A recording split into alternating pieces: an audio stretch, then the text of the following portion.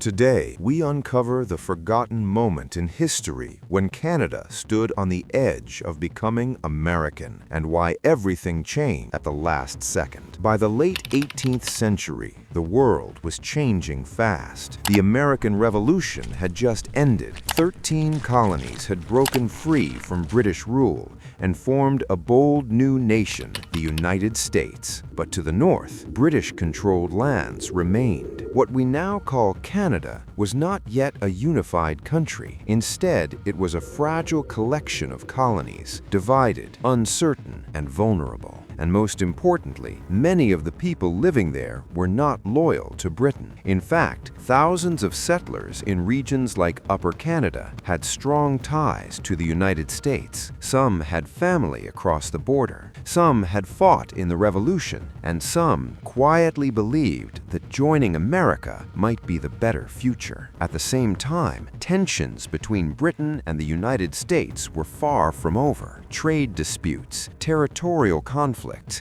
and lingering resentment pushed both sides closer to another war. And when that war finally came, Canada would find itself directly in the crosshairs. The year is 1812. The United States declares war on Britain, but instead of attacking the powerful British Isles directly, they look north to Canada. American leaders believed something critical, that Canadians would welcome them as liberators, that the people living under British rule would rise up and choose to become part of the United States. It seemed like the perfect opportunity. In the summer of 1812, American forces crossed the border. Their mission was clear: invade Canada and claim it. At first, it looked promising. Some regions offered little resistance, and American commanders believed victory would be quick. But they made a massive miscalculation, because Canada wasn't as divided as they thought. Why didn't Canadians join the Americans? What changed? Instead of welcoming the invaders,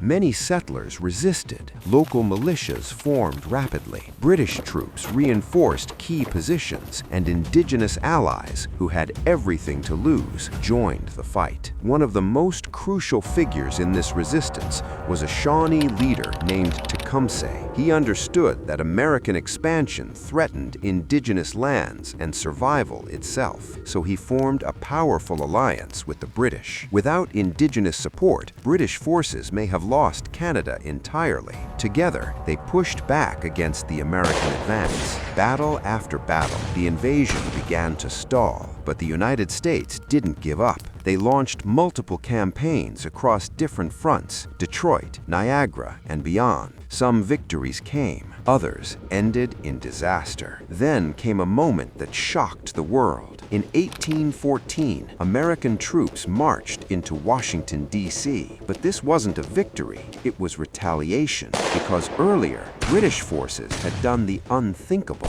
They invaded the United States and burned the White House. Canadian-based forces played a role in the attack that left Washington in flames. The war had escalated far beyond a simple border conflict. It had become a brutal struggle for control, identity, and survival. And still, the question remained unanswered. Could Canada actually fall? By 1814, both sides were exhausted. The war had dragged on longer than expected. Resources were strained, morale was fading, and neither side had achieved a decisive victory. So negotiations began. In a small European city called Ghent, diplomats from both nations met to end the conflict. The result? The Treaty of Ghent, signed in December 1814. And its terms were surprisingly simple. Everything would return to the way it was before the war. No land changes, no new borders, no winner, no loser. But beneath the surface, something far more important had happened. The United States had failed to take Canada, and Canada had resisted becoming American. So why didn't Canada join the US? Because in the face of invasion, a new identity began to form. Loyalists, settlers, Indigenous nations, and British forces, despite their differences, had fought together, and that shared struggle created something powerful, a sense of separation, a reason to remain distinct, a foundation foundation for what Canada would eventually become. Over the next decades, that identity grew stronger until finally, in 1867, Canada officially became a self-governing nation, not American, not fully British, but something entirely its own. So the next time you look at a map of North America, remember this: there was a moment in history when everything could have been different,